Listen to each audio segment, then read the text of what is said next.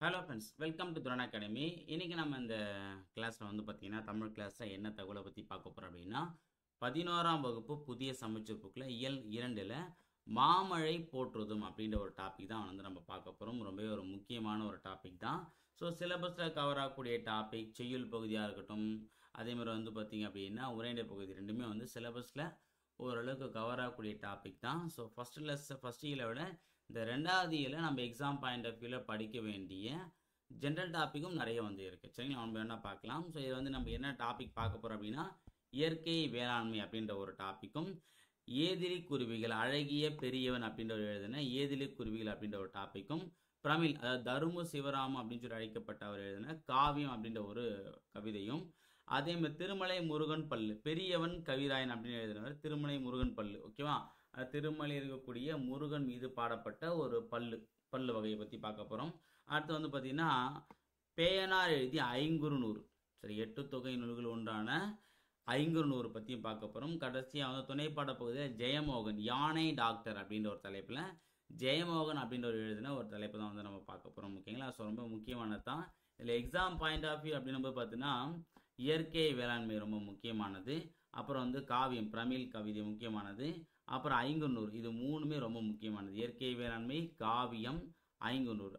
அதுக்கப்புறம் வந்து நம்ம வந்து சிலபஸில் கவர் ஆகணும், நம்ம ஓரளவுக்கு படிக்க வேண்டிய டாபிக் அப்படின்னா திருமலை முருகன் பல்லு, அப்புறம் யானை டாக்டர். இது வந்து பார்த்தீங்கன்னா ஒரு சில ஜென்ரலான டாபிக் வந்து கொடுத்துருக்காங்க, அது வந்து நம்ம ஜிகேல கூட கேட்கலாம். சரிங்களா, சரி, ஓகே. அப்போ இதில் முக்கியமான டாபிக் பார்த்தீங்க அப்படின்னா இயற்கை வேளாண்மை, அப்புறம் வந்து பார்த்தீங்கன்னா காவியம், அதற்கு வந்து ஐங்குறுநூறு. சரிங்களா, ஓகே, பார்க்கலாம். ஃபர்ஸ்ட் ஒன்று வேணால் பார்ப்போம். ஃபர்ஸ்ட் இயற்கை வேளாண்மை. ஓகேவா, இதில் வந்து பாருங்கள், நுழையும் முன்ன மனித உயிர்கள் வாழ அடிப்படையாக விளங்குவது வேளாண்மை. சரியா, மனித உயிர்கள் எல்லாமே வந்து பார்த்தீங்கன்னா நிம்மதியாக வாழணும் அப்படின்னா இந்த வேளாண்மையை தான் நமக்கு வந்து பார்த்தீங்கன்னா உணவளிப்பதே. அதனால்தான் உழவு உலகிற்கு அச்சாணி என வள்ளுவர். ஓகே, நான் வச்சு கேட்கலாம், உழவு உலகிற்கு அச்சாணி என கூறியவர் யார் அப்படின்னா வள்ளுவர். அதே மாதிரி உழவுக்கும் தொழிலுக்கும் வந்தனை செய்வோம் அப்படின்னு சொன்னது யார் அப்படின்னா பாரதியார். இது ரெண்டுமே ரொம்ப ரொம்ப முக்கியமான கொஸ்டின்ஸ், நான் வச்சுங்க. ஓகேங்களா, ஓகே, நம்ம ஃபர்ஸ்ட் பார்க்கலாம். இதில் வந்து சொக்கலிங்கம், மங்கை, மல்லிகை அப்படின்ற 3 பேர். அதாவது மங்கை அப்படின்றவங்க வந்து சிட்டிலேருந்து நம்ம கிராமத்துக்கு வராங்க. அப்படி வரும்போது சொக்கலிங்கம் அவர் யார் அப்படின்னா மங்கையுடைய சித்தப்பா. ஓகே, மல்லிகா வந்து பார்த்தீங்க அப்படின்னா சொக்கலிங்கத்துடைய மனைவி. ஓகே, அவங்க வீட்டுக்கு வராங்க. அப்போ வந்து பார்த்தீங்கன்னா அவங்க சிட்டிலேருந்து கிராமத்துக்கு வந்தவொடனே நான் கிராமத்தை இதுக்கப்புறம் வந்து செட்டில் ஆக போகிறேன், இங்கேயே வந்து நான் இயற்கை வேளாண்மை பண்ண போகிறேன்னு சொல்கிறாங்க. அப்போ அதுக்கு வந்து ஒரு சில அட்வைஸ் தான் வந்து சொக்கலிங்கம் அவர்கள் வந்து கொடுக்குற மாதிரி தான் இந்த ஒரு படம் அமைச்சிருக்காங்க. இதில் வந்து எக்ஸாம் பாயிண்ட் ஆஃப் வியூவில் பாயிண்ட்டு எங்கே ஸ்டார்ட் ஆகும் அப்படின்னா இதுதான். பனை மரத்தை பற்றி வந்து பார்த்தீங்கன்னா அவங்க அந்த மங்கை அப்படின்னு கேட்பாங்க. அதுக்கு வந்து சொக்கலிங்கம் வந்து சொல்ல பாருங்க, பனை மரம் நம் தமிழ்நாட்டோட மாநில மரம், நான் வச்சுங்க. ஓகே, நம்ம தமிழ்நாட்டுடைய மாநில மரம் இது அப்படின்னா பனை மரம் தான். பனங்கொட்டையை 3 அடிக்கு 3 அடி இடைவெளி விட்டு நட்டு வச்சிருக்கேன். கிட்டத்தட்ட 4 ஆண்டுகள் ஆகுது, இன்னும் 7 ஆண்டுகளில் பலன் தரும். சரியா, ஸோ அப்போ பனைமரத்தை வந்து பார்த்தீங்கன்னா எத்தனை அடி இடைவெளிக்கணும், 3 அடிக்கு 3 அடி கேப் விட்டு நடணும். அதே மாதிரி வந்து பார்த்தீங்கன்னா எத்தனை ஆண்டுகள் பலன் கொடுக்கும் அப்படின்னா பணம் நட்டு வச்சோம் அப்படின்னா 4 + 7, அதாவது 11 வருஷங்கள். ஓகே, பலன் நமக்கு வந்து பார்த்தீங்கன்னா காய்க்க ஆரம்பிக்கும்னு சொல்கிறாங்க. அடுத்தது பனை மரத்தினால என்ன பயன் இருக்குன்னு சொல்லிட்டு கேட்குறாங்க. ஸோ அதில் வந்து பார்த்தீங்கன்னா இது ரொம்ப முக்கியமான பாயிண்ட்டு. ஓகேங்களா, ஜிகே ஓரியண்டாகவும் சரி, தமிழ் ஓரியண்டாகவும் சரி. ஓகேவா, என்னவா இப்படி கேட்டுட்டேன், பனைமரம் ஏழைகளோட கற்பக விருட்சம்னு சொல்லலாம். ஓகே, அப்போ ஏழைகளின் கற்பக விருட்சம் நினைக்கப்படுவது பனைமரம், ஞாபகம் வச்சுங்க. சிறந்த காற்று தடுப்பானும் கூட. ஆழத்தில் நீர்மட்டம் குறையாம நீரை சேமித்து வைக்கிற தன்மையுடையது. இதனால நிலத்தடி நீர்மட்டம் குறையாது. பனை வளர பெரிய அளவுக்கு தண்ணீர் தேவையில்லை. இன்னும் 7 ஆண்டில் காய்த்து தொடங்கிடும். நுங்கு பதநீர் மட்டுமல்ல, அவற்றிலிருந்து கருப்பட்டி பனங்கற்கண்டு மதிப்பு கூட்டு பொருட்களையும் உருவாக்கலாம். நம்முடைய மருதம் பண்ணையை சுற்றிலும் தேவையில்லை. ஓகே, சில முக்கியமான பாயிண்ட் அப்படின்னா ஏழைகளின் கற்ப விருட்சம் எது, பனைமரம். ஓகேவா, இது வந்து அதிகமாக நீரை வந்து பார்த்தீங்கன்னா எடுத்துக்காது, இதனால் நிலத்தடி நீர் மட்டும் வந்து பார்த்தீங்கன்னா குறையாது. அதே மாதிரி காற்றை தடுக்கும் சக்தி வந்து இதுக்கு இருக்குது. அதே மாதிரி வந்து பார்த்திங்க அப்படின்னா பெரிய அளவிலான வந்து நீர் தேவை அதுக்கு வந்து காணப்படாது. சரிங்களா, ஸோ இதுலேருந்து எடுக்கக்கூடிய இந்த பதநீர், நுங்கு, இது எல்லாமே வந்து பார்த்திங்க அப்படின்னா மதிப்பு கருப்பொட்டி, அப்புறம் வந்து பனங்கற்கண்டு அப்படின்னு சொல்லிட்டு பார்த்தீங்கன்னா என்ன பண்ணுறாங்க, தயார் பண்ணி அதை ஒரு மதிப்பு கூட்டு பொருளாக நம்ம வந்து பயன்படுத்திட்டு இருக்கோம் அப்படின்னு சொல்லிட்டு சொல்கிறாங்க. ஓகேவா, அடுத்து வந்து பார்த்தீங்கன்னா வந்து வேறு எதுவும் முக்கியமான விஷயங்கள் அப்படின்னு பார்த்தீங்க அப்படின்னா வைக்கோலை பற்றிங்க சொல்லியிருப்பாங்க. சரியா? வைக்கோலில் வந்து என்ன விஷயங்கள் இருக்குது அப்படின்னும் போது அது வந்து பார்த்தீங்கன்னா மல்லிகை அவங்க சித்தி வந்து சொல்கிறாங்க, இந்த வைக்கோல் மென்மையானதாகவும் லேசானதாகவும் தெரிகிறது. இந்த வைக்கோலின் உண்மையான மதிப்பை மக்கள் அறிந்து கொண்டால் உலகம் ஒரு முறை குலுங்கும். நிலத்தில் வைக்கோலை பரப்புவது, உரச்செடிகளை வளர்ப்பது, நிலத்தில் இருந்து கிடைக்கும் குப்பை கூலம், செடி செத்தைகளை நிலத்திற்கே கொடுப்பது என்ற செயல்கள் நெற்பயிரும் மாரிக்கால பயிரும் வளர்வதற்கான வளத்தை பூமிக்கு அளிக்கின்றன. ஸோ அப்போது இந்த நம்ம வந்து பார்த்தீங்கன்னா இந்த வைக்கோலாம் நம்ம போடுறதுனால அந்த வைக்கோல் செத்தை செதால் இது எல்லாமே இருக்கும் பார்த்தீங்கன்னா அதெல்லாம் எடுத்து நம்ம திரும்ப மண்ணுக்கு போட்டோம் அப்படின்னா மண்ணுடைய வளமானது பெருகும். அந்த ஒரு பலன் வந்து பார்த்தா இந்த வைக்கோல் தருதுன்றத சொல்கிறாங்க. ஓகேவா? அடுத்துல வந்து பார்த்தீங்க அப்படின்னா கடைசி இந்த ஒரு பாயிண்ட்டு, வைக்கோலை பற்றி ஒரு ஆய்வாளர் வந்து பார்த்தீங்கன்னா ஆய்வு பண்ணி கூறியிருக்காரு. யார் அப்படின்னா ஜப்பானை சேர்ந்த அறிஞரான மசானபு புகோகா. மசானபு புகோகா அப்படின்றத சொல்லியிருக்காரு. இவர் 1978 எப்போ 1978ஆம் ஆண்டு ஒற்றை வைக்கோல் புரட்சி, என்னது ஒற்றை வைக்கோல் புரட்சி அப்படின்ற ஒரு புரட்சி அப்படின்னு நூலை வந்து எழுதியிருப்பார். அப்படின்ற ஒரு நூலை எழுதியிருப்பார், ஒற்றை வைக்கோல் புரட்சி. ஓகேவா? ஸோ இதில் வந்து பார்த்தீங்க அப்படின்னா மொத்தம் 5 விதமான மந்திரங்களை, வேளாண்மைக்கு உண்டான 5 மந்திரங்களை வந்து சொல்லியிருப்பார். என்னென்ன அப்படின்னா உழப்படாத நிலம், உழப்படாத நிலம், வேதியியல் உரம் இல்லாத உற்பத்தி, பூச்சிக்கொல்லி தெளிக்கப்படாத பயிர் பாதுகாப்பு, தண்ணீர் நிறுத்தாத நெல் சாகுபடி, ஒட்டு விதை இல்லாமல் உயர் விளைச்சல். இந்த 5 தான் வந்து பார்த்தீங்கன்னா வேளாண்மைக்கு உண்டான மந்திரங்களை இந்த உலகுக்கு சொன்னவர் தான் யார்? இங்கே இருக்கக்கூடிய மசானபு புகோகா. ஓகேவா? இதை பாருங்க, பனைமரத்திலிருந்து கிடைக்கும் பதநீர், பனங்கற்கண்டு, கருப்பட்டி போன்றவற்றை தயாரித்து விற்பதன் மூலம் அதிக வருவாய் கிடைக்கும். இவ்வாறு ஒரு பொருளை மேம்படுத்த மாற்றுப் பொருளாக மாற்றுவதை மதிப்பு கூட்டு. அதை மேம்படுத்த என்ன பண்ணுறாங்க, அந்த ஒரு பொருளை வந்து வேற ஒரு பொருளாக மாற்றுறாங்க பார்த்தீங்களா, அதுக்கு பேர் தான் மதிப்பு கூட்டு பொருள் அப்படின்னு சொல்லுவாங்க. அதாவது என்ன கான்செப்ட் அப்படின்னா, இப்போ பதநீர் அப்படிங்கும்போது நிறைய பேர் வாங்க மாட்டாங்க. பனங்கற்கண், அப்புறம் வந்து பார்த்தீங்கன்னா அந்த சாதாரணமாக வந்து அது வந்து அதே நம்ம இளநீர், சரி பனை மரத்துல வந்து பார்த்தா இந்த பதநீர் எடுக்கிறாங்க. இதெல்லாமே நம்ம வந்து பார்த்தீங்கன்னா இந்த நுங்கு இதெல்லாம் நம்ம அப்படியே சாப்பிடும்போது சாப்பிட மாட்டோம். நிறைய பேர் வந்து பிடிக்காது இது பண்ணு சொல்லுவாங்க. அதை வந்து பார்த்தீங்கன்னா அவங்க வாங்குற மாதிரி செய்யறதுக்காக நம்ம அந்த மதிப்பை வந்து கூட்டுறதுக்காக அது வேறு ஒரு பொருளை மாத்திரம் பார்த்தீங்களா, அதுக்கு பேர் தான் மதிப்பு கூட்டு பொருள்னு சொல்கிறாங்க. இயற்கை அனைத்தையும் வாரி வழங்கும் தாய், அதே நேரம் எளிதில் சிதைந்துவிடும் வகையில் மென்மையானதும் கூட. நிலத்தின் வளத்தை அக்கறையுடன் நன்முறையில் பராமரித்தால் பதிலுக்கு அதுவும் மனித தேவைகளை நல்ல முறையில் நிறைவு செய்யும். விவசாயத்தின் வசந்த காலமாக இயற்கை வேளாண்மை எக்காலத்திலும் திகழும். சரியா? அதாவது பார்த்தீங்கன்னா இயற்கை தான் வந்து பார்த்தீங்க அப்படின்னா எல்லாத்தையும் நம்ம கொடுக்கக்கூடிய தாய். ஓகேவா? ஸோ அதே மாதிரி வந்து பார்த்தீங்கன்னா அது வந்து ஒரு சென்சிட்டிவான இதுவும் கூட. ஓகேவா? ஸோ அப்போது அந்த தாயை வந்து நம்ம வந்து பத்திரமா பார்த்துக்கணும். அதை நம்ம ஒழுங்காக பார்த்தோம் அப்படின்னா அது நம்மளை வந்து பார்த்தீங்கன்னா கண்டிப்பாக வந்து ஒழுங்காக பார்த்துக்கணுன்றதுல எந்த விதமான பயம் தேவையில்லை அப்படின்றத இதில் வந்து பார்த்தீங்கன்னா மசானு புகோகா நமக்கு வந்து சொல்கிறார். அடுத்து பார்க்கலாம். வேறு எதுவும் முக்கியமானது இல்லை. இந்த தொழு உரம்னா என்னத்தை கொடுத்துருப்பாங்க, இது ஒரு முக்கியமான பாயிண்ட் நோட் பண்ணிங்க. தொழு உரம்னா என்ன, ஒன்றுமே இல்லை, மாட்டுச்சாணம் கோமியம் ஆகியவற்றை கலந்து வைக்கோல் மட்க செய்து உருவாக்கக்கூடியவன் அந்த உரம் தான் வந்து பார்த்தா தொழு உரம். இது மாட்டுடைய சாணம் கூட வைக்கோல், இது 3 சேர்த்து தான் தொழுன்னு சொல்லுவாங்க. இது நஞ்சை புஞ்சை 2 இருக்குது. நஞ்சைக்குன்னா இதுவே போதும். புஞ்சை அப்படின்னா கூட என்ன பண்ணணும் அப்படின்னா காய்ந்த இலை சருகு சாம்பல் ஆகியவற்றையும் சேர்க்கணும்.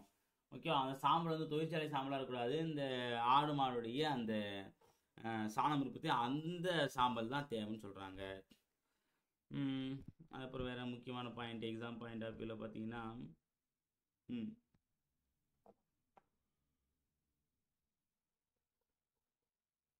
உளுந்தும் பயிர் வந்து கொடுத்துருக்காங்க. நெல்லுக்கு ஊடு பயிராக போடப்படுகிறது அப்படின்னா உளுந்து பயிர். நெல்லுக்கு ஊடு பயிர் அப்படின்னா நெல் வந்து வளைந்து இருக்கும்போது சாஞ்சு இருக்கும்போது அதுக்கு வந்து ஒரு சத்தை கொடுக்குறது என்ன பண்ணுவாங்க அப்படின்னா இந்த ஊடு பயிராக வந்து உளுந்து போடுவாங்க. இந்த உளுந்து என்ன பண்ணும் அப்படின்னா வேர் முடிச்சுகளில் வந்து இருக்கக்கூடிய சக்தியை கொண்டு நைட்ரஜன், அதாவது என்ன சொல்கிறாங்க அப்படின்னா நிலத்தில் வந்து இந்த நைட்ரஜனுடைய வளத்தை பெருக்குவதற்கு இந்த உளுந்து பயிர் வந்து பயன்படுத்துகிறாங்கிறத சொல்கிறாங்க. ஓகே, அப்புறம் பூச்சிக்கொல்லி அப்படின்னும் போது பார்த்தீங்கன்னா நம்ம வந்து பொதுவாகவே பூச்சிக்கொல்லினாலே அது வந்து வேதி கலப்பு தான். வேதி கலந்துட்டு அதுக்கு பேர் வந்து இயற்கை வேளாண்மை கிடையாது.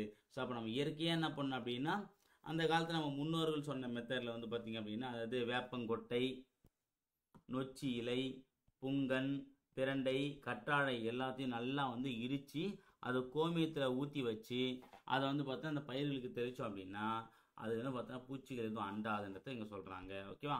ஸோ அதுதான். இதில் வேறு எதுவும் முக்கியமான பாயிண்ட் அப்படின்னா அவ்வளோதான். ஸோ இதில் வந்து பார்த்தா இந்த பாயிண்ட்டை மட்டும் நோட் பண்ணி வச்சுங்க. இதை மட்டும் படிங்க போதும், வேறு எதுவும் எக்ஸ்ட்ரா படிக்க வேண்டிய அவசியம் இல்லை. ஓகேங்களா? சரி, அடுத்த கவிதை பேழை அப்படின்ற தலைப்பில் ஏதிலி குருவிகள், அதாவது குருவிகளை காணவில்லை, அதாவது எங்கும் இல்லாத குருவிகள் எப்படின்னா வச்சுக்கலாம். அதாவது குருவிகளே இந்த காலத்தில் கிடையாது அப்படின்ற மாதிரி வந்து ஒரு கவிஞர் வந்து பார்த்தா அந்த குருவிகள் மீது அன்பு கொண்டு, இயற்கை மீது அன்பு கொண்ட, பஞ்சத்தின் மீது வெறுப்பு கொண்ட ஒரு மனிதர் எழுதிய ஒரு பாடலை பற்றி நம்ம இதில் வந்து பார்க்க போகிறோம். ஃபர்ஸ்ட் நுழைவு பார்க்கலாம். உயிர்களின் இருப்பை இயற்கை சூழலே முடிவு செய்கிறது. இயற்கைக்கும் மனிதருக்கும் தொப்புள் கொடி மழை துளி, மண்ணில் முதல் துளி விழுகையில் உயிர்கள் மலர்கின்றன. அதை என்ன சொல்லலாம் அப்படின்னா, உயிர்களுடைய இருப்பை வந்து நிர்ணயம் பண்ணது எது அப்படின்னா இந்த சூழல் தான். ஓகேவா? ஸோ அந்த இயற்கைக்கும் மனிதருக்கும் அந்த தொப்புள் கொடி வந்து பார்த்தீங்க அப்படின்னா எது சொல்கிறாங்க அப்படின்னா மழை துளி தான். ஏன்னா அந்த இயற்கையும் மனிதனையும் ஒன்று சேர்ப்பது மழை துளி தான்றதுல தான் சொல்கிறாங்க. ஓகேவா? முதல் துளி விழுகையில் உயிர்கள் மலர்கின்றன. அப்போ அந்த முதல் துளி, அதாவது நீர் இல்லாமல் சொல்லியிருப்பார் நமக்கு யாரு திருவள்ளுவர் சொல்லியிருப்பாரு, நீரின்றி அமையாத உலகு. இப்போ வந்து இந்த உலகத்தில் ஒரு உயிரினம் உருவாகணும் அப்படின்னாலே ஈரப்பதம் இருந்தால் தான் உருவாக முடியுன்றது தான் அறிவியல் உண்மை. அதான் வந்து அதை சொல்லியிருப்பாங்க. சரியா? அடுத்து இந்த பாடலை ஒரு வாட்டி படிச்சிருவோம். குருவிகளையும் கூடுகளையும் பார்க்க கூடவில்லை முன்பென்றால் ஊரில் அடைமழை காலம், ஆற்றில் நீர் புரளும் கரையெல்லாம் நெடுமரங்கள், கரைகின்ற பறவை குரல்கள், போகும் வழியெல்லாம் தூக்கணாங்குருவி கூடுகள், காற்றில் ஆடும் புல் வீடுகள், மூங்கில் கிளையமர்ந்து சுழித்தோடும் நீருடன் பாடிக்கொண்டிருக்கும் சிட்டுகள், மண்ணின் மார்பு சுரந்த காலமது வெட்டுண்டன மரங்கள், வான் பொய்த்தது மருகியது மண், ஏதிலாய் குருவிகள் எங்கே போயின, ஏதிலாய் குருவிகள் எங்கோ போயின அப்படின்னு சொல்லிட்டு பார்த்தீங்கன்னா அழகிய பெரியவன் அப்படின்ற ஒரு பாடலை கொடுத்துருக்காங்க. மார்ச் 20 சிட்டுக்குருவியை பற்றி என்ன சொன்னாங்க? மார்ச் 20 சிட்டுக்குருவிகள் தினமாக நம்ம வந்து கொண்டாடிட்டு வரோம். ஓகேங்களா? அடுத்து பாருங்க, அழகிய பெரியவன் அப்படின்ற ஒரு பற்றின ஒரு தகவல் வந்து கொடுத்துருக்காங்க, ரொம்ப முக்கியமானது. வேலூர் மாவட்டம் பேரணாம்பேட்டை சேர்ந்த அழகிய பெரியவனின் இயற்பெயர் என்ன அப்படின்னா அரவிந்தன். அதோட இயற்பெயர் என்னது? அரவிந்தன். புதினம், சிறுகதை, கவிதை, கட்டுரை போன்ற படைப்பு தளங்களில் இயங்குபவர் யாரு? அரவிந்தன். ஓகேங்களா? அது அரவிந்தன் இயற்பெயர் கொண்ட அழகிய பெரியவனன். தகப்பன் கொடி அப்படின்ற புதினத்திற்காக 2003ஆம் ஆண்டின் தமிழக அரசு விருது வந்து வாங்கியிருக்காரு. இப்போ என்னது ரொம்ப முக்கியமானது, தகப்பன் கொடி என்ற புதினத்திற்காக 2003 தமிழக அரசுடைய விருது வந்து வாங்கியிருக்காரு. அரசு பள்ளி ஒன்றின் ஆசிரியராக பணியாற்றுகிறார். இவர் வந்து தற்போது வந்து ஒரு ஆசிரியராக பணியாற்றி வர்றாரு. குறடு, நெறிக்கட்டு உள்ளிட்ட சிறுகதை தொகுப்புகளும் இவரே இந்த நூல்கள் சொல்றாங்க. குறடு, நெறிக்கட்டு, அது மட்டும் இல்லாமல் உனக்கும் எனக்குமான சொல், அரூப நஞ்சு ஆகிய கவிதை தொகுப்புகளும், மீள்கோணம், பெருகும் வேட்கை உள்ளிட்ட கட்டுரை தொகுப்புகளும் இவரின் படைப்புகள். என்னது? அதாவது கவிதை தொகுப்பு இருக்கு, அதே மாதிரி வந்து பார்த்தீங்க அப்படின்னா கதை தொகுப்பு இருக்கு, அது இல்லாமல் வந்து பார்த்தீங்கன்னா கட்டுரை தொகுப்பு இருக்கு. ஃபர்ஸ்ட் வந்து பார்த்தீங்க அப்படின்னா குறடு, நெறிக்கட்டு இது ரெண்டுமே வந்து சிறுகதை தொகுப்புகள். உனக்கும் எனக்குமான சொல், அரூப நெஞ்சு இது ரெண்டுமே வந்து பார்த்தீங்கன்னா கவிதை தொகுப்புகள். மீள்கோணம், பெருகும் வேட்கை இது ரெண்டுமே கட்டுரை தொகுப்புகள். இது ஓகே, ஞாபகம் வச்சுங்க, ரொம்ப முக்கியமானது. ஏன்னா மாற்றி மாற்றி கேட்டுருவாங்க, ஞாபகம் வச்சுங்க. இது சிறுகதை, இது வந்து பார்த்தீங்க அப்படின்னா கவிதை, இது கட்டுரை. ஓகேவா? அடுத்தது கவிதை பெயரில் ரெண்டாவது ஒரு பாடல் பார்க்கலாம்.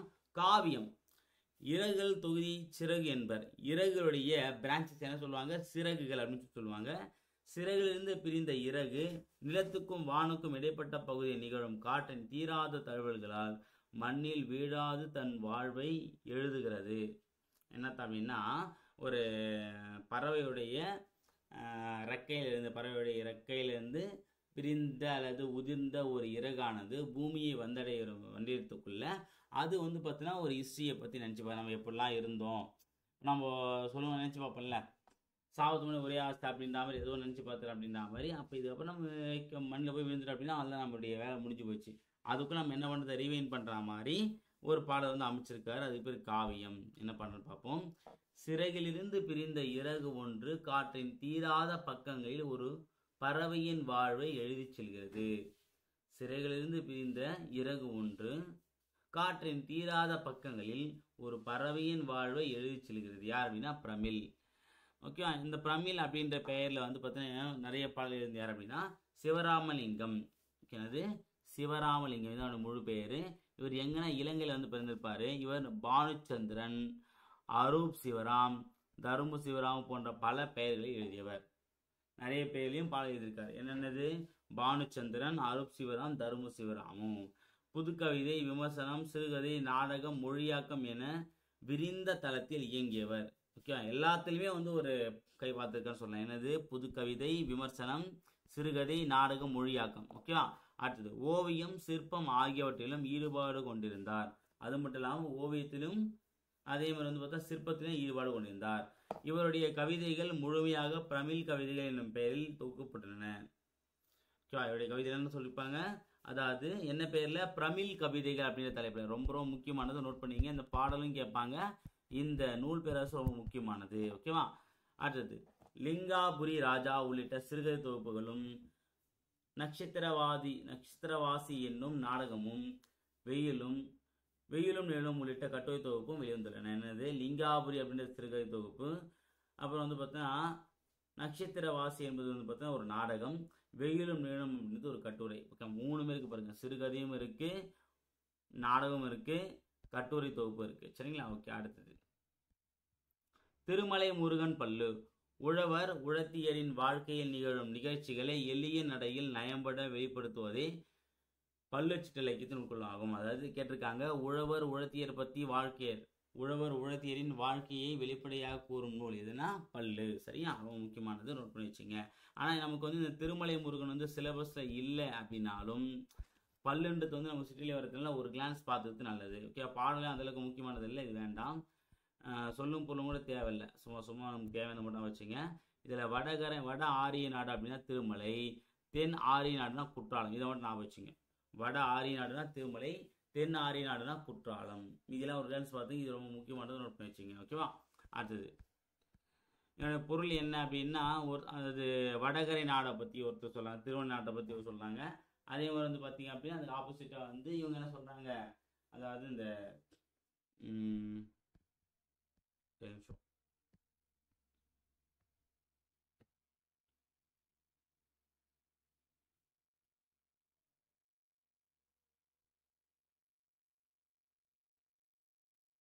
அந்த வடகரை நாடுக்கும் தென்கரை நாடுக்கும் இடையே வந்து அந்த வளத்தை பற்றி மேட்ச் பண்ணி பேசிக்கிறாங்க. அதை வந்து பார்த்தீங்கன்னா கொடுத்துருக்காங்க.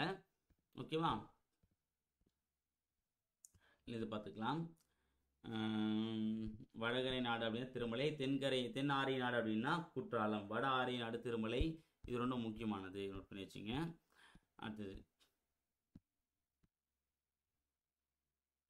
இலக்கண குறிப்பு அப்படிங்கும்போது செங்கயல் வெண் சங்கு, செம்மை குடில் கையல், வெண்மை குடில் சங்கு, பண்பு தொகை. அடுத்தது அகிர்புகை அப்படின்னா 6ஆம் வேற்றுமை தொகை. அகில்ன்றது பார்த்தீங்கன்னா ஒரு வகையான மரப்பட்டை. அது வந்து பார்த்தீங்கன்னா அகில் புகை, அகிலது புகை. அப்போ அந்த மரப்பட்டை எரிக்கும் போது அதுலேருந்து வரக்கூடிய அந்த புகையை வந்து பார்த்தீங்கன்னா நல்ல ஸ்மெல்ல கூட சொல்றாங்க.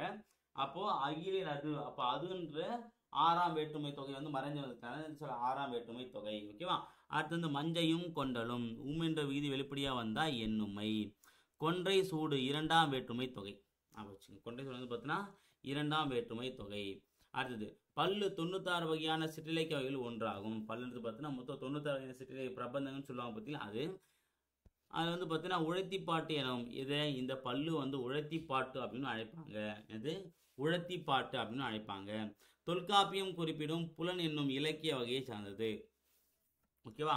அதான் இந்த பல்லு வந்து பார்த்தீங்கன்னா எந்த இலக்கிய வகையில் வரும் அப்படின்னா தொல்காப்பியத்தில் சொல்லியிருக்கக்கூடிய என்னது புலன் அப்படின்ற ஒரு வகையில் இருக்கும். இந்த புலனும் டிபிசி கேட்டிருக்காங்க, 96 வகையும் கேட்டிருக்காங்க, உழத்திப்பாட்டு டிபிசி கேட்டிருக்காங்க. அதே மாதிரி வந்து பார்த்தீங்கன்னா இல்லை ஃபர்ஸ்ட் லைனே கேட்டிருக்காங்க. இந்த நுழைமுன்ல உழவர் உழத்தின் வாழ்க்கையை வெளிப்படையாக காட்டும் நூல் என்னன்னா 10 பாட்டு. சரியா. ஸோ அந்தளவுக்கு ரொம்ப ரீச் ஆன ஒரு பாடல் தான். ஓகேவா. அடுத்தது இந்த திருமலை முருகன் பள்ளி வந்து பார்த்தீங்கன்னா இது முக்கியமான மாடு வகைகள், உழவர் கருவிகள். இதை வந்து கொஸ்டின் கேட்கலாம். மாடு வகை என்னென்ன மாடு இருக்கு பாருங்க. காரி, தொந்தி காலை, மால் காலை, மறை காலை, மயிலை காலை, மேக காலை, செம்மையான், கருமறையான். இது எல்லாமே வந்து பார்த்தீங்கன்னா மாடுக்கு வழங்கக்கூடிய வேறு பெயர்கள். அதே மாதிரி உழவருக்கு வழங்கக்கூடிய பெயர்கள் பார்த்தீங்க அப்படின்னா கலப்பை, நுகம் நுகம், பூட்டு, வல்லைக்கேட்டை, கலப்பை, நுகம், பூட்டு, வல்லக்கை. ஓகேவா, அந்த வல்லக்கைன்னு சொல்லுவாங்க, வல்லக்கை நம்ம புரிஞ்சுக்கூடாது, வல்லக்கை. அப்புறம் உழக்கோல், கொழு, கொழு கும்பலம் பார்த்தோம், அந்த உழக்கோல், உழக்கூடிய கோல், கொழு, கயமரம், மண்வெட்டி, வடம் அப்படின்னு அழைக்கிறாங்க. இதை உழவு கருவிகள் வந்து இருக்கு, அதாவது அதில் சொல்லக்கூடிய உழவு கருவிகள் வந்து என்ன இருக்குன்றத சொல்லியிருக்காங்க. நம்ம மண்வெட்டினா வந்து இந்த மண்ணை வெட்டி போடுவோம் பார்த்தீங்களா, எடுத்து வாரி போடுவாங்க, அதான் சொல்லுவாங்க. ஓகேவா, அடுத்து இங்கே வந்து சுறுசுவை சம்மந்தமான ஒரு விஷயம் கொடுத்துருக்காங்க, இதுவும் ரொம்ப முக்கியமானது. அதாவது கண்காணினா என்னன்றதை கொடுத்துருக்காங்க. கண்காணி அப்படின்னா பேச்சு வழக்கில் கண்காணி அப்படின்னு அழைப்பாங்க. இந்த கண்காணி என்ன சொல்லுவாங்க அப்படின்னா பேச்சு வழக்கில் கண்காணி. கண்காணம் என்பது பயிர் தொழிலில் கையாளப்படும் ஒரு சொல். பயிர் தொழில் செய்கிறவங்களாம் வந்து பார்த்தீங்கன்னா பயன்படுத்தக்கூடிய ஒரு சொல் அப்படின்னா கண்காணம். வந்து கங்கணம் கட்டினாலேன்னு சொல்லுவாங்க பற்றி, அதுதான். அடுத்தது இதன் பொருள் என்ன அப்படின்னா நாள்தோறும் வயலில் நெல் அறுவடை செய்து களத்தில் ஒப்படை செய்யப்படும் நெல் அளவு என்பதாகும். அதாவது நாள்தோறும் வயல்ல பார்த்தீங்க அப்படின்னா நெல்லை வந்து அறுவடை பண்ணிட்டு வந்து அது வந்து பார்த்தீங்கன்னா நெற்களம் ஒன்று இருக்கும், அந்த இடத்துல போட்டு வந்து பார்த்தீங்க அப்படின்னா என்ன பண்ணுவாங்க, அந்த நெல்லில் வந்து ஒரு குறிப்பிட்ட ஒப்படி கொண்டு அளப்பாங்க. அதுக்கு பேர் தான் என்ன சொல்றாங்க அப்படின்னா கண்காணி. ஓகேவா, இந்த கண்காணி என்பது இந்த ஒப்படியை மேற்பார்வை செய்பவரை குறிக்கும். இப்போ கங்கணம் அப்படின்னா அந்த வேலை, கண்காணி என்ன அப்படின்னா அவங்க ஒழுங்கா வந்து அளக்குறாங்கன்னு சொல்லிட்டு பார்க்கறதுக்கு ஒரு ஆள் இருப்பாங்க, அவங்க பேர் தான் கண்காணின்னு சொல்லிட்டு குறிப்பிடுறாங்க. ஓகேவா, அடுத்தது வந்து பார்த்தீங்க அப்படின்னா அந்த திருமலை முருகன் பல்லு அப்படின்ற ஒரு பாடல் எழுதின இவர் யார் அப்படின்னா திருநெல்வேலி மாவட்டம் குற்றாலத்திற்கு அருகே உள்ள பண்புலிப்பட்டணம். பண்புலிப்பட்டணம் ஞாபகம் வச்சுங்க. திருநெல்வேலி மாவட்டம் குற்றாலத்திற்கு, திருநெல்வேலி புலி, ஓகே, திருநெல்வேலி பண்புலி, திருநெல்வேலி பண்புலி. ஓகேவா, திருநெல்வேலியில் குற்றாலத்தில் பண்புலி அப்படின்ற ஒரு ஊரில் இருக்காரு. இவ்வூர் பண்பை என்றும் பண்புழி என்றும் அழைக்கப்படுது. இந்த பண்புலிப்பட்டினம் வந்து பார்த்தீங்கன்னா பண்பை அப்படின்ற ஊர் அழைக்கிறாங்க. அதே மாதிரி வந்து பன்மொழி அப்படின்ற 2 பேர் கொண்டும் அழைப்பாங்க. ஓகேவா, இங்குள்ள சிறு குன்றின் பெயர் திருமலை. அதாவது இந்த இடத்துல திருநெல்வேலி மாவட்டம் குற்றாலத்தை அறியக்கூடியது அந்த பண்புலிப்பட்டினத்தில் வந்து ஒரு சிறிய குன்று இருக்கு. அந்த குன்று வந்து பார்த்தீங்கன்னா என்ன பண்ணுறாங்க, திருமலைன்னு அழைக்கிறாங்க. குன்றின் மேலுள்ள முருகக்கடலை பாட்டுரை தனமாக கொண்டு திருமலை முருகன் பல்லு பாடப்பட்டுள்ளது. அந்த குன்று இருக்கக்கூடிய அந்த மலையில என்ன கடவுளுக்கான முருகன் இருக்காரு. ஸோ அதை என்ன பண்ணுறாங்க அப்படின்னா டெய்லியுமே வந்து பார்த்தீங்கன்னா முருகருக்கு வழிபடுறாங்க. ஓகேவா, ஸோ அதை வச்சு எழுதின பாடல் தான் அந்த திருமலை முருகன் பல்லு. ஓகேவா, பாருங்க, அப்போது அந்த பாடல் வந்து யார் வச்சாலும் அவர் தான் தலைவராக இருப்பாங்க. அப்போ இது வந்து பார்த்தீங்கன்னா திருமலையில் இருக்கக்கூடிய முருகனை பற்றி பாடினதுனால அவர் தான் என்னுடைய பாட்டு தலைவராக இருக்காரு. சரிங்களா, இந்நூலின் கலித்துறை, கலிப்பா, சிந்து ஆகிய பாவைகள் விரைந்து வந்தன. ஓகே, என்ன சொல்றாங்க, எல்லாமே இருக்கு. கலித்துறை, கலிப்பா, சிந்து ஆகிய பாவைகள் எல்லாமே வந்து பார்த்தீங்கன்னா பரவி காணப்படுது.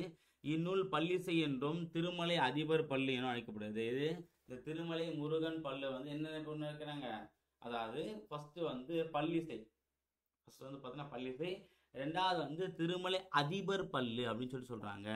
திருமலை முருகன் பல்லு நூலின் ஆசிரியர் பெரியவன் கவிராயர். இந்த நூலின் ஆசிரியர் பெரியவன் கவிராயர் நமக்கு தெரியும். எந்த நூற்றாண்டு அப்படின்னா 18ஆம் நூற்றாண்டு. எத்தனாம் நூற்றாண்டு, 18ஆம் நூற்றாண்டு. ஞாபகம் வச்சு, ரொம்ப முக்கியமான கொஸ்டின். சரிங்களா, அடுத்தது ஐங்குறுநூறு. ஸோ ஐங்குறு வந்து ஒரு பாடலை கொடுத்துருக்காங்க, அது என்ன பார்க்கலாம். ஆடுகம் விரைந்தே அப்படின்னு சொல்லி குறிப்பிட்டாங்க. தலைப்பு என்ன பாடல் பார்க்கலாம். காயா கொன்றை நெய்தல் முல்லை போதவிழ் தலமோடு பிட வளர்ந்து கவினை பூமணி கொண்டன்றால் புறவே பேரமர் கன்னி ஆடுகம் விரைந்தே அப்படின்னு சொல்லி இந்த பாடல் வந்து முடிக்கிறாங்க. அதாவது என்ன அர்த்தம் அப்படின்னா காயா கொன்றை நெய்தல் முல்லை போது அவிழ்தல், அப்புறம் வந்து பார்த்தீங்கன்னா மொட்டு வருமா, இருக்கும் பாருங்க, முல்லை தவளம் தலவம் பிடவம், இது எல்லாமே தான் வந்து பார்த்தீங்கன்னா இந்த மழைக்கால மலர்கள் அப்படின்னு சொல்லிட்டு இந்த 5 நூற்றில் குறிப்பிடக்கூடிய மலர்கள். சரியா, இந்த 5 வராது 6, இந்த 6 மலர்கள் காயா கொன்றை இங்கே கொடுத்தா பாருங்க, காயா கொன்றை நெய்தல் முல்லை தலவம் பிடவம், இந்த 6 மலர்களை வந்து பார்த்தீங்க அப்படின்னா நம்ம வந்து பார்த்தீங்கன்னா கூடி விளையாடலாம் அப்படின்னு சொல்லிட்டு முடிக்கிற மாதிரி. அதாவது என்ன அர்த்தம்னா இது கான்செப்ட், இந்த மலர்கள்லாம் வந்து இங்கே பூத்துருக்கு, ஓகேவா, நான் வந்து உங்கள்கிட்ட இந்த டைமில் வரேன்னு சொல்லிட்டு போனேன். அதாவது இதுக்கு என்ன கான்செப்ட்னா ஆக்சுவலாக தலைவன் தலைவி, ஓகேவா. ஸோ அப்போ தலைவன் என்ன பண்ணுறார் அப்படின்னா அந்த தலைவியை விட்டு பிரியும் போது நான் இந்த மாதிரி வந்து இந்த காலத்தில் வந்துடுவேன், ஓகே, நான் கார் காலத்தில் வந்துடும் அப்படின்னு சொல்லிட்டு பார்த்தீங்கன்னா அந்த போகிறாரு. ஆனால் அந்த காலம் வருவதற்கு முன்னாடி பிஃபோராகவே வந்துடுறாரு. அப்படி வந்துட்ட உடனே பார்த்தீங்கன்னா அங்கே இருக்கக்கூடிய அந்த சோலைவனத்தெல்லாம் பார்த்து இந்த மாதிரி மலர்களே, ஓகேவா, நான் பார்த்தீங்கன்னா அந்த தலைவி கிட்ட பார்த்தீங்கன்னா நான் சீக்கிரமாக வந்துட்டேன் அப்படின்னு ஒரு விஷயம் தெரிஞ்சு அப்படின்னா, தலைவி பார்த்தீங்கன்னா வரட்டும், தலைவி பார்த்தீங்கன்னா இத்தனை மலர்களோட நான் பார்த்தீங்கன்னா உல்லாசமாக இருக்கிறேன். அதை பார்த்தீங்கன்னா இந்த என்னுடைய பார்த்தீங்கன்னா நீ எனக்காக காத்திருந்ததெல்லாம் போதும், சரியா, ஸோ இதுக்கப்புறம் நம்ம சேர்ந்து வாழலாம் அப்படின்ற மாதிரி தலைவிய கிட்ட கேட்குற மாதிரி பார்த்தா தலைவர் கூப்பிடுறாரு, சரியா. இதான் இங்கே கொடுத்துருக்கக்கூடிய ஒரு பாடல், சரிங்களா. இதான் கொடுத்துருக்காங்க. காயா கொன்றை நெய்தல் முல்லை போதவிழ் தலவம் ஒடு பிடவளந்து, போது தலவம் பிடவம், ஓகே, இது எல்லாமே என்ன அப்படின்னா இது வரைக்கும் மலர்களை பற்றி தான் சொல்றாரு. அதாவது கவினி பூவணி கொண்டன்றால் புறவே பேரமர் கண்ணி ஆடுகம் விரைந்தே, ஓகேவா, என்னுடைய மீது என் மீது பேரன்பு கொண்ட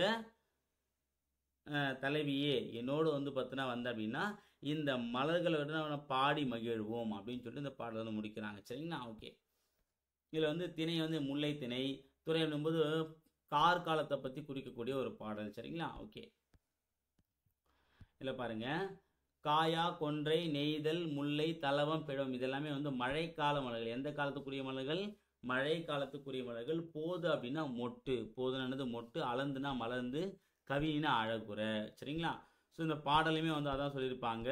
பொருளீட்டுவதற்காக பார்த்தீங்கன்னா தலைவன் பார்த்தீங்கன்னா தலைவனை பிரிஞ்சு பார்த்தீங்கன்னா போகிறாங்க. ஆனால் பார்த்தீங்கன்னா அந்த சொன்ன டைமுக்கு முன்னாடியே வருவார். அப்படி வரும்போது பெரிய அழகிய கண்களை உடையவளே, அழகிய மாலை நிலத்தில் முல்லை நிலத்தில் காயா கொண்டை நெய்தல் முல்லை செம்முல்லை பிடவம் ஆகிய மலர்கள் பூத்திருக்கின்றன, அப்பூக்களை பார்த்து மகிழ்ந்து ஆட விரைந்து வா அப்படின்னு சொல்லிட்டு பார்த்தீங்கன்னா கூப்பிட்றாங்க மாதிரி இந்த ஒரு பாடலை அமைச்சு முடிச்சிருக்காங்க என்று தலைவன் தலைவியை அழைப்பு தான் இந்த ஒரு பாடல், ஓகேவா. இலக்கண குறிப்பு ஆள் அப்படின்னா ஒரு அசைநிலை, கன்னி அப்படின்னா அண்மை விழிச்சொல், கன்னி அப்படின்னா சின்ன கிட்ட இருக்கவங்களுக்கு கூப்பிடுறது பார்த்தீங்கன்னா அண்மை விழிச்சொல்னு சொல்லுவாங்க. ஆடுகம் அப்படின்னா தன்மை பன்மை வினைமுற்று, ஓகேவா, அவ்வளோதான். ஸோ இதோட இந்த டாபிக் பார்த்தீங்கன்னா ஓவர். இது ரொம்ப முக்கியமானது. நூல்வெளி 5 100 எப்படி பிரிப்பேன் அப்படின்னா 5 கூட்டல் குறுமை கூட்டல் 100, 3 அடி சிற்றலையும் 6 அடி பேரலையும் கொண்ட, என்னது 3 அடி சிற்றலையும் 6 அடி பேரலையும் கொண்ட அகவற்பாக்களானது தான் இது நூல். இது 500. திணை ஒன்றிற்கு 100 பாடல்களாக 5 திணைகளுக்கு 500 பாடல்கள் கொண்டது. ஒவ்வொரு திணைக்கும் 100 பாடல். அப்போ 5 திணைக்கு எவ்வளோ? 5 × 100 500. யார் யார் பண்ணாங்கன்னா குறிஞ்சி கபிலர், முல்லை பார்த்தீங்கன்னா பேயனார், மருதத்திணை ஓரம் போகியார், நெய்தல் திணை அம்முவனார், பாளையத்திணை பார்த்தீங்கன்னா ஓதலாந்தையார். சொல்லுங்க அப்படின்னா, அதாவது கபிலர் பேய் வருது ஓரம் போ என அம்முவனார் காதில் ஓதினார். ஏன்னா குறிஞ்சி முல்லை மருதம் நெய்தல் பாலை நமக்கு லைனா தெரியும். அதே மாதிரிதான் கபிலர் பேய் வருது ஓரம் போ என அம்முவனார் காதில் ஓதினார் அப்படின்னு வச்சுங்க. 500 கடல் வாழ்த்து பாடலை பாடியவர் பாரதம் பாடிய பெருந்தேவனார். இதுல இருக்கக்கூடிய அந்த கடல் வாழ்த்து பாடல் யாரு? பாரதம் பாடிய பெருந்தேவனார். இந்நூலை தொகுத்தவர் புலத்துறை முற்றிய கூடலூர் கிழார். இந்த 500 தொகுத்த யாரு? புலத்துறை முற்றிய கூடலூர் கிழார். தொகுப்பித்தவர் யானை கட்சி மாந்தரஞ்சேரல் இரும்புரை. தொகுப்பித்தவர் யாரு? யானை கட்சி மாந்தரஞ்சேரல் இரும்புரை. பேயனார் சங்ககால புலவர்கள் ஒருவர். இவர் இயற்றிய 105 பாடல்கள் நமக்கு கிடைச்சிருக்கு, ஓகேவா. ஸோ எல்லாமே ரொம்ப ஒவ்வொரு பாயிண்ட்டுமே ஈச் அண்ட் எவ்ரி பாயிண்ட்டுமே ரொம்ப முக்கியமானது. இதை விடணும் அதை வேணும் கிடையாது, எல்லாத்தையுமே கண்டிப்பாக படிக்கணும், ஓகேங்களா. கண்டிப்பாக இது கொஸ்டின்ஸ் கேட்பாங்க. அடுத்து கடைசியாக யானை டாக்டர், அதாவது ஜெயமோகன் அப்படின்னு எழுதின யானை டாக்டர் அப்படின்ற ஒரு கதை போய் தான் நம்ம பார்க்க போகிறோம். காட்டின் வளத்திற்கு அடிப்படையாக விளங்கும் யானைகள் காட்டின் மூலவர் என்பர். காட்டுடைய மூலவர் சொன்னோம், யாரை சொல்கிறோம்? யானையை தான் சொல்கிறோம், ஓகேங்களா. அதாவது ஒரு காடு பார்த்தீங்கன்னா வளமாக இருக்கிறதுக்கு காரணமாக இருக்குன்றத சொல்கிறாங்க. மனிதர்கள் அல்லாத உயிரினங்களின் தன்னை அறியும் ஆற்றலை பெற்றதும் மனிதர்களின் குணங்களின் பலவற்றை கொண்டதுமான யானைகள் நமது பண்பாடு கலைகளை பிரிக்க முடியாத கூறாக விளங்குகின்றன. அதாவது என்னதான் யானை ஒரு 5 மிருகமாக இருந்தாலும் ஒரு மனிதனுக்கு உண்டான எல்லா செயல்பாடும் ஈஸியாக புரிந்து கொள்ளும் மனமாக தான் இருக்குன்றத சொல்கிறாங்க, ஓகேவா. இது அந்தளவுக்கு முக்கியமான பாயிண்ட்லாம் எதுவும் இருக்காது.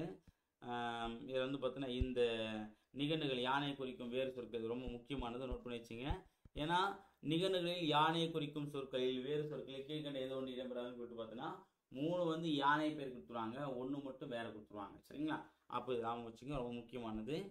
அடுத்து வந்து பார்த்தீங்க அப்படின்னா இந்த ஒரு பாயிண்ட், இது ரொம்ப முக்கியமான, இதை மட்டும் படிச்சிங்க. அதாவது மனிதர்கள் தவிர்த்த மற்றைய விலங்குகள் யானைகள் அதிக நாள் வாழும் தரைவாழ் விலங்கு ஆகும். சரியா? தரையில வாழக்கூடிய மனிதனுக்கு அடுத்த ஒரு விலங்கின அப்படின்னா அது யானை தான் சொல்றாங்க. வேட்டை விலங்குகளாகவும் காட்டுயிர்களின் உணவு படிநிலையில் உயர்நிலையில் உள்ளவையாகவும் இருக்கின்ற சிங்கம், புலி முதலியவையும் நெருங்க அஞ்சும் வலிமை கொண்டது.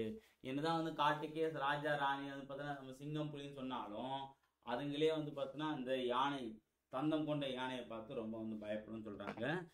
யானைக்கு வந்து பார்த்தீங்க அப்படின்னா இது வந்து ஒரு குடும்பமாக தான் வாழும், தனித்தனியாக நீங்கள் பார்த்துருப்பீங்க. யானையிலும் ஒரு கூட்டமாக தான் இருக்கும். சரியா? மிகுதி யானை நினைவாற்றல் கொண்டவை. இது எல்லாமே இது அதான் இந்த யானையுடைய வழித்தடத்தை வந்து மறைச்சலாம் சொல்லலாம் பார்த்தீங்கன்னா. ஏன்னா யானைக்கு வந்து நினைவாற்றல் அதிகரித்தனால அது கரெக்டாக தன்னுடைய வழித்தடத்தில் வந்து பயணிக்கும். ஓகே, அதான் இங்கே சொல்கிறாங்க. அடுத்து மொத்தம் 3 வகையான யானைகள் தான் இப்போ சமீபத்தில் இருக்குது. ஒன்று ஆப்பிரிக்க புதர்வெளி யானைகள், ஆப்பிரிக்க காட்டு யானைகள், ஆசிய யானைகள். ஓகேவா? அதே மாதிரி பொதுவாக எல்லா யானைகளுக்கும் பொதுவான ஏறத்தாழ ஒரு வயது இதுன்னு பார்த்தீங்க அப்படின்னா 70 வருஷம் வந்து பார்த்தீங்கன்னா ஒவ்வொரு யானைகளும் உயிர் வாழுதுன்றத சொல்கிறாங்க. ஓகேங்களா? இல்லை வேறு என்ன பாயிண்ட்டு? இந்த ஒரு கலித்தொழில் இருக்கக்கூடிய ஒரு பாடல் கொடுத்துருக்காங்க பாருங்க. காழ்வரை நில்லா கடுங்களிற்று ஒருத்தல் யாழ்வரை தங்கியாங்கு கலித்தொகை. ஸோ கலித்தொகைலாம் ரொம்ப முக்கியமானது, நோட் பண்ணி வச்சுங்க.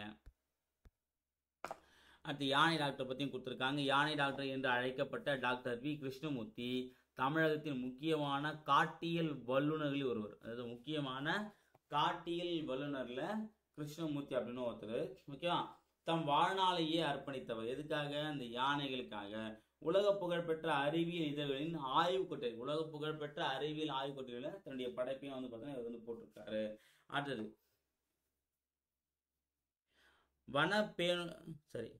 வனப்பேணுனர்களுக்கு வழங்கப்படும் மிக உயரிய விருதான வேணுமேனன் ஏலிஸ். இது வேணுமேனன் ஏலிஸ் அப்படின்ற விருது வந்து 2000ஆம் ஆண்டு யாரு கொடுத்தாங்க? வி கிருஷ்ணமூர்த்தி அப்படின்ற யானை டாக்டர் கொடுத்தாங்க. ஓகேவா? தமிழ் கோவில் யானைகளுக்கு வன புத்துணர்ச்சி திட்டத்தை அறிமுகப்படுத்தி அரசின் மூலம் செயல்படுத்தி வருது. அதாவது இந்த யானைகள்லாம் வந்து பார்த்தீங்கன்னா ஒரு முகாம் பார்த்தீங்கன்னா புத்துணர்ச்சி முகாம், அந்த திட்டத்தை வந்து ஃபஸ்ட்டு கொண்டு வந்து அதை தமிழக அரசு மூலம் செயல்படுத்தி யார் தான்? யானை டாக்டர் தான். சரிங்களா? நான் வச்சு ரொம்ப முக்கியமான பாயிண்ட் எல்லாமே அதெல்லாம். அடுத்து நம்ம ஜெயமோகனை பற்றி பார்க்கலாம். இவர் எங்கே அப்படின்னா நாகர்கோயிலை சேர்ந்தவர். ஜெயமோகன் எங்கே வந்து சேர்ந்தவர்? நாகர்கோயில். விஷ்ணுபுரம், கொற்றவை உள்ளிட்ட பல புதினங்களோடு சிறுகதைகளும் கட்டுரைகளும் எழுதியுள்ளார். விஷ்ணுபுரம், கொற்றவை அந்த 2 புதினங்களோடு சேர்த்து சிறுகதை கட்டுரையும் எழுதியுள்ளார். இயற்கை ஆர்வல் யார்? ஜெயமோகன் வந்து பார்த்தீங்கன்னா குறிப்பாக அவர் வந்து ஒரு இயற்கை ஆர்வலாக இருக்காரு. யானையை பாத்திரமாக வைத்து ஊமை சென்னாய், மத்தகம் ஆகிய கதைகளை எழுதியுள்ளார். யானையை மட்டுமே வந்து ஃபோக்கஸ் பண்ணி யானைக்காக மட்டுமே வந்து ஊமை சென்னாய், மத்தகம் அப்படின்ற கதைகளை வந்து பார்த்தீங்கன்னா எழுதியிருக்காரு. இந்த குறும்புதினம் அறம் என்னும் சிறுகதை தொகுப்பில் இடம்பெற்றுள்ளது. இந்த குறும்புதினம் வந்து பார்த்தீங்கன்னா அறம் அப்படின்ற ஒரு சிறுகதை தொகுப்பில் தான் இடம்பெற்றிருக்குன்னு சொல்கிறாங்க. அதுவும் வருதான். ஓகேங்களா? அப்போ நான் வச்சு ஜெயமோகன் நாகர்கோயில், விஷ்ணுபுரம், கொற்றவை அப்படின்ற புதினங்களும் சிறுகதைகளும் கட்டுரைகளும் எழுதியிருக்காரு. அதே மாதிரி வந்து பார்த்தீங்கன்னா யானை மீது அதிக ஆர்வம் கொண்டவர் அப்படின்ட்டு நம்ம பார்த்துருந்தோம். சரிங்களா? ஸோ இதோட வந்து பார்த்தீங்கன்னா இந்த ஒரு டாபிக் முடியுது. ஸோ இலக்கணம் வந்து ஹையர் செகண்டரி இலக்கணம் தேவையில்லை, லோயர் செகண்டரியில் படிச்சிருப்பீங்க, அதுவே போதுமானது. அடுத்து வந்து புக் பேக் அப்படின்னு பார்த்தீங்க அப்படின்னா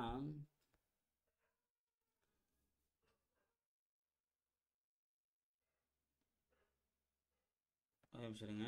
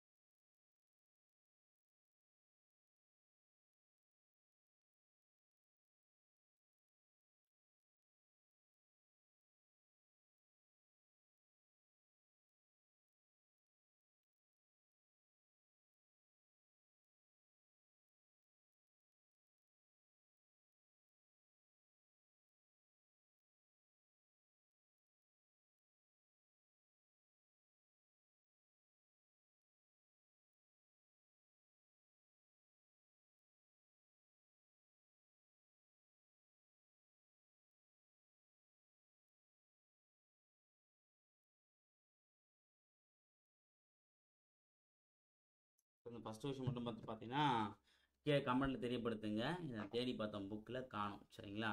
அது கொஞ்சம் சாரி, பொருத்தமான இலக்கிய வடிவம் இது வந்து பார்த்தீங்கன்னா 500 வந்து புதுக்க இது வராது, நம்ம ஒதுக்கிடலாம். திருமணம் வந்து பார்த்தா சிற்றிலக்கிய இதுவும் வராது. ஏதிலி குருவிகள் இதான் மரபு கவிதையான்றதை நம்ம வந்து பார்க்கணும். ஸோ ஏதிலி குருவிகள் வந்து என்னத்தை நம்ம பார்த்தோம் அப்படின்னா என்ன வரும், இருங்க புக்கை திருப்பி பார்க்குறேன். அதையும் சேர்த்து சொல்லுங்க, ஏன்னா அது ஒரு குறையாவே இருக்கக்கூடாதுன்னு பார்க்குறேன், வேற ஒன்றும் இல்லை.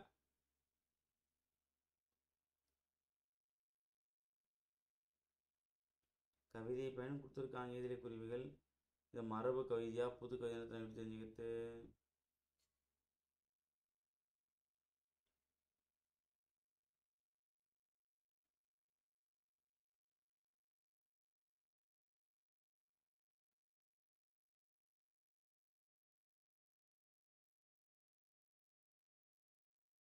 ஓகே சரிங்களா. ஸோ அப்போ வந்து ஆவா ஈவானத்தை மட்டும் யானை டாக்டர் வந்து பார்த்தீங்கன்னா குறும்புதினம் அதுலேயும் வரலாம். ஓகே, ஏதிலி குருவி வந்து மரபு கவிதையாக இருக்கலாம், இல்லை புது கவிதையாக இருக்கலாம், நமக்கு எதுவும் தெரியல. ஸோ ஆவா ஈயானத்தை மட்டும் நீங்கள் கீழே கமெண்ட்டை சொல்லுங்கள். ஓகேவா? மண்ணுக்கு வளம் சேர்ப்பன வந்து பார்த்தீங்கன்னா இதெல்லாம் ஓகே தான். மண்புழு, ஊடு, பயிர், இயற்கை உரங்கள் 3மே தான் வரும். ஓகேவா? அடுத்து வந்து வான் பொய்த்தது என்னும் சொற்றொடர் உணர்த்தும் மறைப்பொருள் வந்து பார்த்தீங்கன்னா மறைமுக பொருள் என்ன அப்படின்னா வானம் பொய்ச்சா மழை பெய்யாது, அப்போ மழை பெய்யவில்லை. அடுத்து கருப்பட்டி, பனங்கற்கண்டு போன்றவை வந்து பார்த்தீங்கன்னா மதிப்பு கூட்டு பொருட்கள். ஏன்னா நேரடி பொருட்கள் பதனி தான் வந்து நேரடி பொருள். இந்த கருப்பட்டி, பனங்கற்கண்டுலாம் வந்து பார்த்தீங்கன்னா அந்த நுங்கு பதனிலேருந்து எடுக்கக்கூடிய பொருட்கள், அப்போ மதிப்பு கூட்டு பொருட்கள் தான். அடுத்தது பிழையான தொடரை கண்டறிக. பதநீரிலிருந்து பனங்கற்கண்டு, கருப்பட்டி போன்றவற்றை தயாரிக்கின்றன. கரெக்டாக தான் இருக்குது வார்த்தை. ஏதிலி குருவிகள் என்பது வாழ்வதற்கான சூழல் கிடைக்காத குருவிகள், இதுவும் கரெக்டு தான். குறைந்த 8 தொகை அடிகளை 500 உடையது தான் தப்பு. யானைகளால் வெகு தொலைவில் உள்ள நீரினை வாசனை மூலம் அறிய முடியும். அப்போ என்ன அப்படின்னா தான் தவறானது. குறைந்த 8 தொகை அடிகளை 500 நூல்களுள் உடையது. அதாவது என்னன்னா 8 தொகை நூல்களுள் 500 குறைந்த அடிகளை உடையது. அதாவது 8 தொகை இது 1 8 தொகை நூல்களுள் 500 குறைந்த அடிகளை உடையது, இப்படி வரணும். சரிங்களா? ஓகே, ஸோ இதோட வந்து பார்த்தீங்கன்னா இந்த ஒரு பாடம் வந்து முடியுது. இப்போ வந்து பார்த்தீங்கன்னா நம்ம வந்து ஒவ்வொரு இயலுக்கு பின்னாடியும் மொழியை ஆய்வு அப்படின்ற ஒரு டாப்பிக்கில் ஒவ்வொரு சான்றோரை பற்றி கொடுத்துருப்பாங்க. இதில் ஆபிரகாம் பண்டிதர் அப்படின்றவரை பற்றி கொடுத்துருக்காங்க. தமிழிசை இயக்கத்தின் தந்தை என போற்றப்படும் ஆபிரகாம் பண்டிதர் தென்காசிக்கு அருகேயுள்ள சாம்பவர் வடகரை என்னும் சிற்றூரில் பிறந்தவர். தமிழிசை இயக்கத்தின் தந்தை, இதான் முக்கியமான வார்த்தை. தமிழிசை இயக்கத்தின் தந்தை யார்? ஆபிரகாம் பண்டிதர். அவர் எங்கே பிறந்திருக்காரு அப்படின்னா தென்காசிக்கு அருகே சாம்பவர் வடகரை அப்படின்ற ஊரில் பிறந்திருக்காரு. இளமையிலேயே புகைப்படக்கலை, அச்சுக்கலை, ஜோதிடம், மருத்துவம், இசை ஆகிய துறையில் பெரும் விருப்பம் கொண்டு நேரம் கிடைக்கும் போதெல்லாம் அதன் நுட்பங்களை பயின்றார். திண்டுக்கல்லில் ஆசிரியராக பணியாற்றும் போதே சித்த மருத்துவத்தில் சீரிய அறிவு பெற்று மக்களால் அன்புடன் பண்டுவர், அதாவது மருத்துவர் என்று அழைக்கப்பட்டார். சில ஆண்டுகள் பணியாற்றிய பின் அதை விடுத்து முழுமையாக சித்த மருத்துவத்தில் கவனம் செலுத்தினார். தஞ்சையில் குடியேறினார். மக்கள் அவரை பண்டிதர் என அழைக்க தொடங்கினர். பண்டைய தமிழ் நூல்களை எல்லாம் ஆழ்ந்து கற்று சங்கீத வித்யா மகாஜன சங்கம் என்ற அமைப்பை உருவாக்கி தமது சொந்த செலவிலேயே தமிழிசை மாநாடுகள் நடத்தினார். அனைத்திந்திய அளவில் நடந்த இசை மாநாடுகளுக்கும் சென்று உரையாடுகிறார். அதாவது அகில இந்திய அளவில், அனைத்து இந்திய அளவில் பார்த்தீங்கன்னா நடந்த அந்த இசை மாநாடு தொடர்பாக இவர் போயிட்டு பார்த்தா உரையாற்றிருக்காரு. இவருடைய இசைத்தமிழ் தொண்டின் சிகரம் கருணாமிர்த சாகரம் அப்படின்னு ஒரு நூல் தான். 71 ஆண்டு வாழ்ந்து தமிழுக்கு தொண்டு செய்தவர் தான் ஆபிரகாம் பண்டிதர். ஓகே, தமிழிசை இயக்கத்தின் தந்தைன்னு சொல்லி அழைக்கப்படுறாரு ஆபிரகாம் பண்டிதர். எங்கன்னா தென்காசியில் வந்து பிறந்திருப்பாரு. ஃபர்ஸ்ட் வந்து ஆசிரியர் தொழில் மேற்கொண்டார். அது கூடவே வந்து சித்த மருத்துவத்தையும் வந்து கற்றுக்கிட்டாரு. சித்த மருத்துவ கற்றுக்கிட்டு ஒரு கட்டத்தில் வந்து பார்த்தீங்கன்னா ஆசிரியர் விட்டுட்டு ஃபுல் டைமாக வந்து பார்த்தீங்கன்னா சித்த மருத்துவம் அப்படின்னு ஒரு கான்செப்ட் இருக்கிறாரு. இவர் வந்து பார்த்தீங்கன்னா ஆரம்பத்தில் வந்து பண்டுவன் அழைச்சாங்க. அப்புறம் மக்கள் வந்து பார்த்தீங்கன்னா பண்டிதர் சொல்லிட்டு அழைக்க ஆரம்பிச்சிட்டாங்க. அதை போய் இவர் தொடங்கிய ஒரு இயக்கம் வந்து பார்த்தீங்கன்னா சங்கீத வித்யா மகாஜன சங்கம் அப்படி ஒரு அமைப்பு வந்து பார்த்தீங்கன்னா உருவாக்குவார். அது இவருடைய நூல்களோட முக்கியம் அது என்ன அப்படின்னா கருணாமிர்த சாகரம். ஓகேவா? ஓகே, இவருடைய காலம் அப்படிங்கும்போது 1859 to 1919. ஓகே, இல்லை கவிமணி எழுதிய ஒரு பாடம் வந்து கொடுத்துருக்காங்க பாருங்க. மீன்கள் கோடி கோடி சூழ வெண்ணிலாவே ஒரு வெள்ளியோடம் போல வரும் வெண்ணிலாவே வளர்ந்து வளர்ந்து வந்த வெண்ணிலாவே மீண்டும் வாடி வாடி போவதென்ன வெண்ணிலாவே, கூகை ஆந்தை போல் நீயும் வெண்ணிலாவே, பகல் கூட்டினில் உறங்குவாயே வெண்ணிலாவே, பந்தடிப்போம் உன்னை என்று வெண்ணிலாவே, நீயும் பாரிலே வர அஞ்சினாயோ வெண்ணிலாவே. அதாவது எவ்வளோ அழகா ஒரு நகைச்சுவையோட அதே மாதிரி வந்து பார்த்தீங்கன்னா இது இயற்கையை சார்ந்த இயற்கை தொடுக்கிற மாதிரியான ஒரு பாடல் வந்து பார்த்தீங்கன்னா கவிமணி கொடுத்துருப்பாரு. சமூக புரட்சி சார்ந்த பாடலும் வந்து இடம்பெற்றிருக்கு. ஓகேவா? ஸோ யாருன்னா கவிமணி வச்சுங்க. ஸோ அவ்வளோதான். இது இந்த டிரான்ஸ்லேஷன்லாம் சும்மா ஒரு கிளான்ஸ் பார்த்துங்க. இந்த அறிவு இயற்கை வேளாண்மைனா வந்து பார்த்தீங்கன்னா கோ நம்மாழ்வார், பனைமரமே பனைமரமே அப்படின்னா சிவசுப்பிரமணியன் எழுத வந்து நூல், பறவை உலகம் அப்படின்னா சலீம் அலி. ஓகேவா? யானைகள் அழியும் பேருயிர் அப்படின்னா முகமது அலி, யோகநாதன். ஓகே, யானைகள் அழியும் பேருயிர். ஓகேவா? ஸோ இந்த நூல்கள் அந்தளவுக்கு முக்கியமானது. இதனால வந்து சிறுகதை தலைப்புகள் அப்படின்ற டாபிக்ன்றதுனால அப்போ இருக்கிற நூலில் படிச்சிருங்க. ஓகேவா? எவ்வளோ படிச்சுட்டோம் 6வது 10வது வரைக்கும். இந்த 11 12 வந்து பார்த்தீங்கன்னா கம்மியாக தான் இருக்கும். அதையும் நீங்கள் வந்து ஒரு கண்ட்ரோல் பண்ணிக்கலாம். சரிங்களா? ஸோ அப்போ வந்து பார்த்தீங்கன்னா அந்த இயல் வந்து பெருசாக இருக்கா மாதிரி நமக்கு வந்து ஒரு ஃபீல் வந்தாலுமே இதில் வந்து பார்த்தீங்கன்னா எக்ஸாம் பாயிண்ட் ஆஃப் வியூவில் கண்டென்ட் வந்து கம்மி தான். எக்ஸாம் பாயிண்ட் ஆஃப் வியூவில் கண்டென்ட் வந்து கம்மி தான். இதை நம்ம வந்து பார்த்தீங்கன்னா ஓரளவுக்கு நம்ம பிடிச்சிட்டாலே ஈஸியாக நம்ம போட்ட முடியும். சரிங்களா? அதாவது எக்ஸாம் பாயிண்ட்டை மட்டும் நல்லா படிச்சுங்க. மீதி டாபிக்கே ஓரளவுக்கு இல்லை ஒன் டைமாவது படித்தாலே போதும். சும்மா இது கூட உட்காந்து நம்ம வந்து டைம் வேஸ்ட் பண்ணுற அவசியம் கிடையாது. சரிங்களா?